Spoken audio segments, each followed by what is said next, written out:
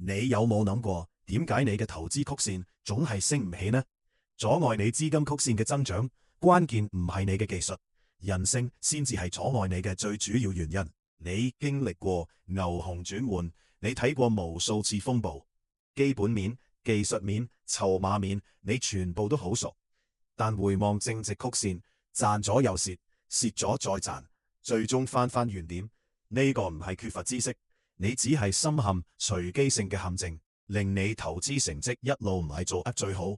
有三大元兇：第一係因快感陷阱，連勝後嘅多巴胺中毒同埋自我破壞嘅潛意識；第二係缺乏耐心，過早止賺同埋死頂住虧損就係最致命嘅組合；第三係拒絕認輸，為咗證明自己正確而犧牲賬戶嘅正增長。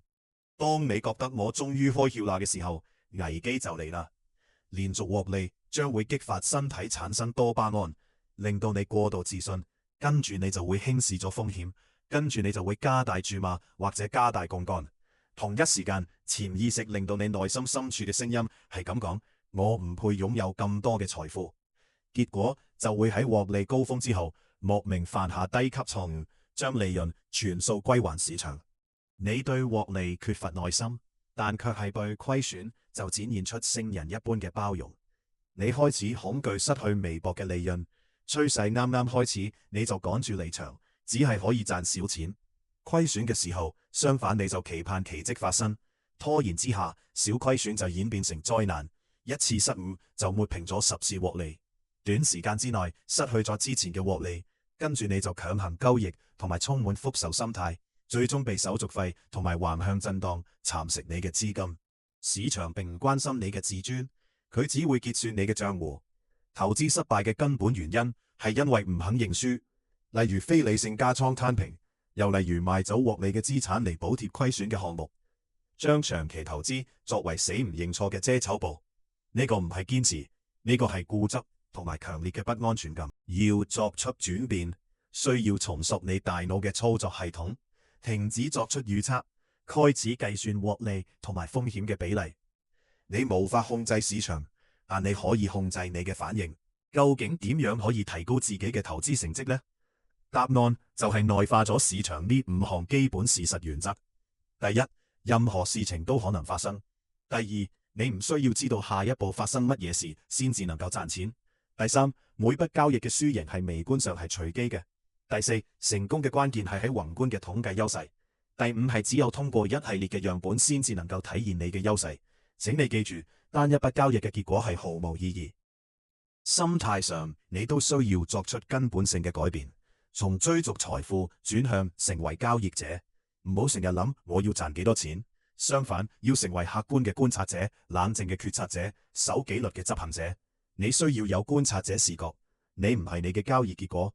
投資上任何不快嘅情緒都只係天空上黑雲飄過，但係你嘅本性從來都只係晴空。虧損時話俾自己聽，呢個只係情緒反應，佢哋並唔係我。更加緊要嘅係，你要明白，只有承擔責任先至能夠攞翻控制權。市場只係一面中立嘅鏡子，佢反映嘅係你嘅信念同埋行為。你唔能夠贏，唔係運氣唔好，唔係大戶搞鬼，唔係政策突變，你就係所有交易結果嘅唯一原因。當你停止歸咎外面嘅原因，你就從對抗關係中解脫，進入市場嘅機會流。想交易更加成功，喺系統層面可以有4大改進去消除主觀判斷嘅干擾，用規則保護你嘅賬戶，用紀律戰勝你嘅人性。第一個你可以做嘅改進係選擇一個絕對精確嘅機械系統去消除主觀嘅判斷空間，無條件咁執行樣本中嘅每一筆交易。只有喺20筆交易結束之後，先至評估績效，而非計較單一筆嘅成績。目標主要唔係為咗賺錢，而係訓練大腦接受紀律性結果，並且能夠毫不費力咁遵循規則。第二個嘅改進就係重新定義風險管理，引入絕對金額嘅止蝕嘅概念。喺進場前先諗好點樣輸，跟住就係預先定義風險，根據市場嘅結構，例如支持及阻力位去設定邏輯止蝕位置，跟住將止蝕位金額化，設定一個唔會引發情緒波動嘅絕對金額，例如5000蚊港幣。唔好只係睇百分比，要睇鈔票嘅厚度。第三嘅改變就係識別乜嘢時候該進場，乜嘢時候該觀望。永遠企喺趨勢嗰一邊，讀懂移動平均線嘅語言，趨勢嘅生老病死。第一階段係破線，即係價格突破均線；第二階段就係拐頭，即係平均線嘅斜率改變方向；第三個階段就係交叉，短期平均線穿越長期平均線；第四個階段係平均線嘅排列，睇下佢哋係唔係順序排列，即係多頭或者空頭排列；第五個階段要識別有冇乖離，短期平均線過度偏離長期平均線，往往預示趨勢有可能到咗末期。目標係只有喺順序排列嘅階段持有倉位，盡量避開震盪區。第四個改變就係調整時間觀念，強調等待同埋複利嘅力量。成功係微小優勢嘅持續疊加，現金係策略性倉位，學識空倉，等待係最高級嘅交易。要有狙擊手心態，即係等待明確嘅標誌性動作，例如頂底構造、裂口或者均線密集區域，先至好採取行動。記住，99% 嘅等待係為咗1% 嘅爆發積蓄能量。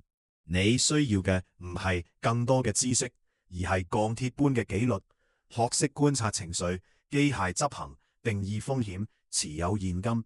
當你從想賺幾多轉變為成為乜嘢人，資產淨值曲線自然會向右上方傾斜。